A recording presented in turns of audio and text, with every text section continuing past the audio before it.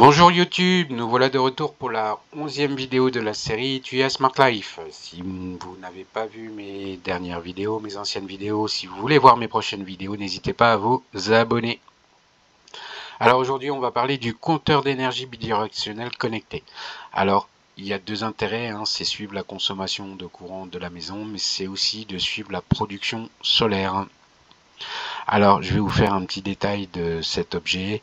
Alors, voilà à quoi il va ressembler. On est sur un petit boîtier blanc. On a une pince ampère-métrique. Cette pince ampère-métrique, on va pouvoir donc la mettre en fonction de notre intérêt entre le réseau Enedis et notre compteur sur le câble d'alimentation de la phase, ou alors par exemple sur la sortie des panneaux solaires qui vont retourner en fait à notre compteur électrique.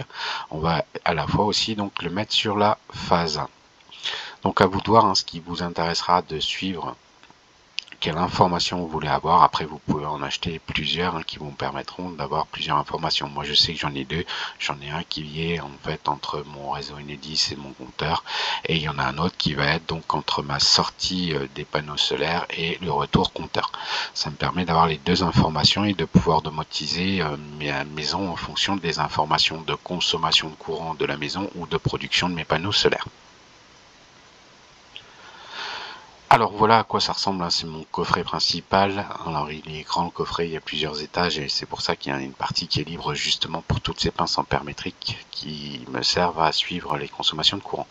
Donc voilà le boîtier blanc. Donc ce petit boîtier blanc, on a deux fils qui vont servir en fait à l'alimentation électrique du boîtier, et on a deux autres fils qui vont repartir en fait à une pince ampère-métrique.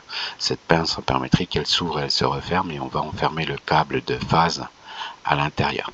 Alors attention, généralement il y a un sens, il y a une petite flèche en fait sur cette pince ampère-métrique qui va en fait simuler cette flèche le sens du courant. Le courant. Alors, de toute façon, si vous ne l'avez pas mis dans le bon sens, vous aurez un chiffre négatif si vous n'avez pas de production solaire, et pour le coup, vous aurez juste à inverser la pince ou alors inverser les fils qui sont ici, et pour le coup, ça fonctionnera très bien. Donc là, vous voyez, moi j'ai trois pinces en place sur le coffret là. J'ai la pince là qui correspond en fait à celui-là. J'ai celui-là qui est la pince de Larson, d'un routeur solaire. Et j'ai la pince qui est en fait liée à un autre compteur d'énergie bidirectionnel que je vous présenterai sur une autre vidéo. Donc j'ai les deux qui sont en parallèle, qui me donnent la même information. Ça m'a permis de comparer un petit peu les données qu'ils donnent et puis la rapidité d'action des commandes.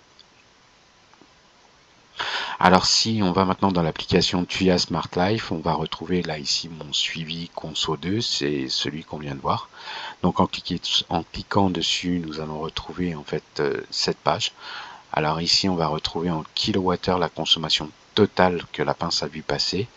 Ici, on est à 18,35 kWh qui sont passés en sens inverse, c'est-à-dire que là, j'ai ma pince qui est sur l'entrée du courant, ça veut dire que j'ai 18,35 kWh qui sont repartis donc chez Enedis.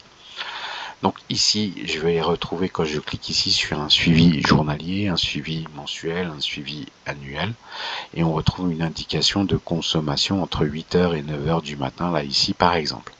Ici, j'ai les informations en instantané, donc on a l'ampérage en instantané, la consommation en kilowatts en instantané, et j'ai la tension en instantané. Alors, quand on va avoir de la production solaire qui fait que nous allons avoir un chiffre négatif potentiellement ici. Le bidirectionnel ne s'affichera pas avec un moins. Le bidirectionnel affichera un 1 ici. Donc à partir du moment qu'on est sur une consommation de courant donc positive, on va dire, on aura un 0 ici sur le dernier chiffre de l'ampérage.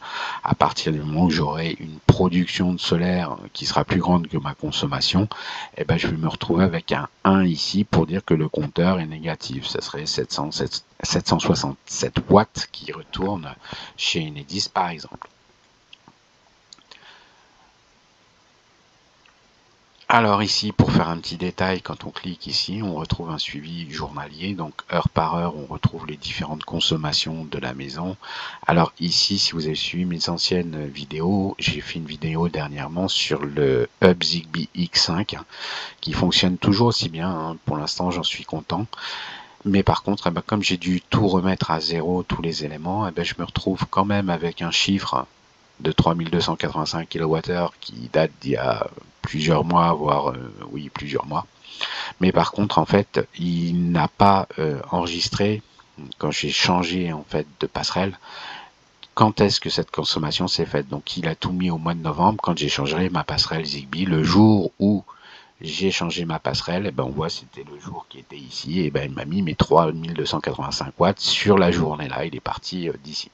Donc c'est sûr que là au mois de novembre j'ai des chiffres qui font un peu farfelu.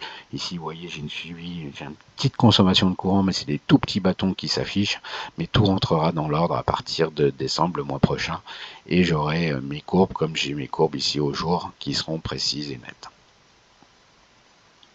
Donc gros avantage hein, sur le suivi heure par heure, hein, c'est intéressant surtout là quand moi je fais de la production solaire, ça permet d'identifier et de voir la belle courbe de la production solaire, contrairement aux prises connectées, switch connectés comme je vous l'avais dit, hein, qui n'ont pas de suivi heure par heure, c'est un petit peu dommage, mais voilà, ça c'est un des avantages, le suivi heure par heure.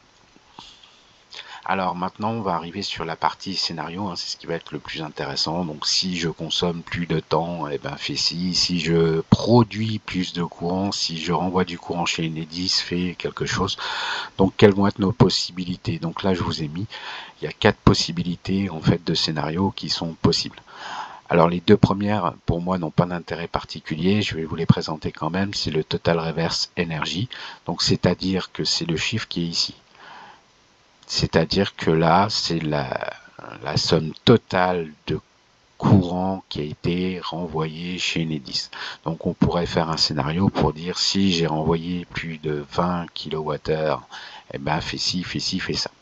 Mais comme on est sur un total depuis que le système est installé, je vois pas trop d'intérêt particulier à le faire.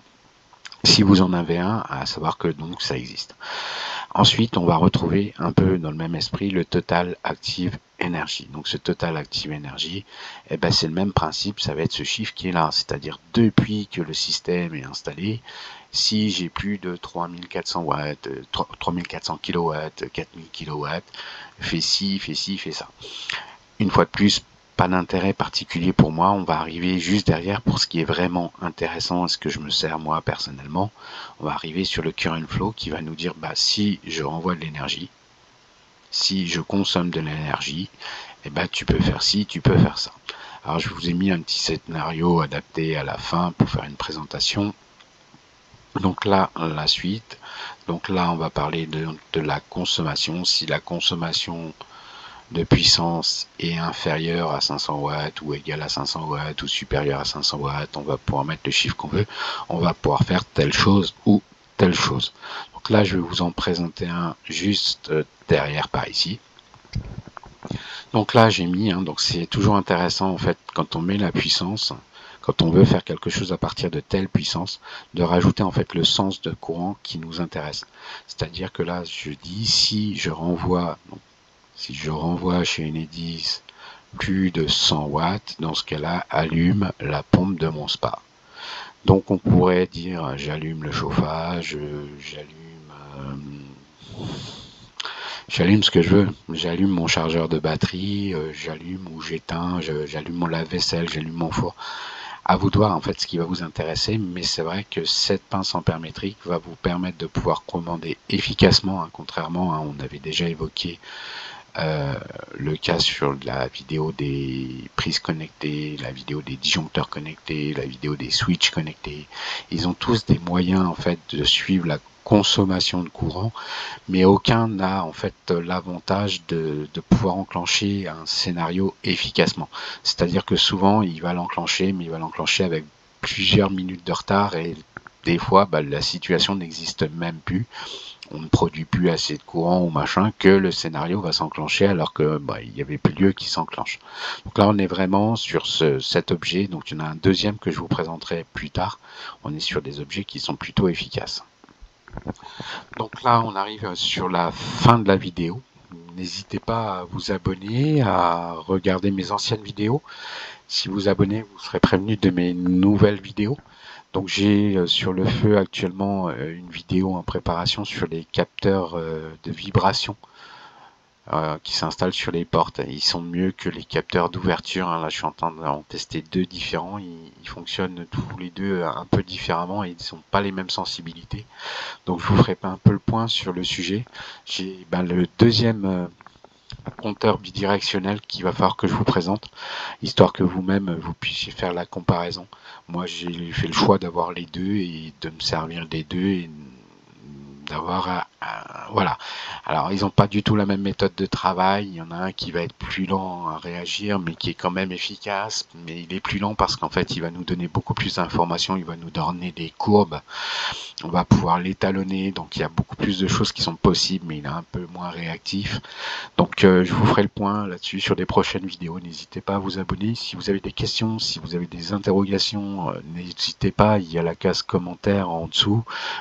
N'hésitez pas à faire un commentaire. Si vous êtes intéressé par un article TUIA Smart Life que je n'ai pas encore présenté et que je pourrais effectivement vous aiguiller, éventuellement faire une vidéo plus tôt que ce que je l'avais prévu, parce que j'ai encore énormément d'instruments TUIA Smart Life à vous présenter. Alors n'hésitez pas, abonnez-vous, à une prochaine, au revoir.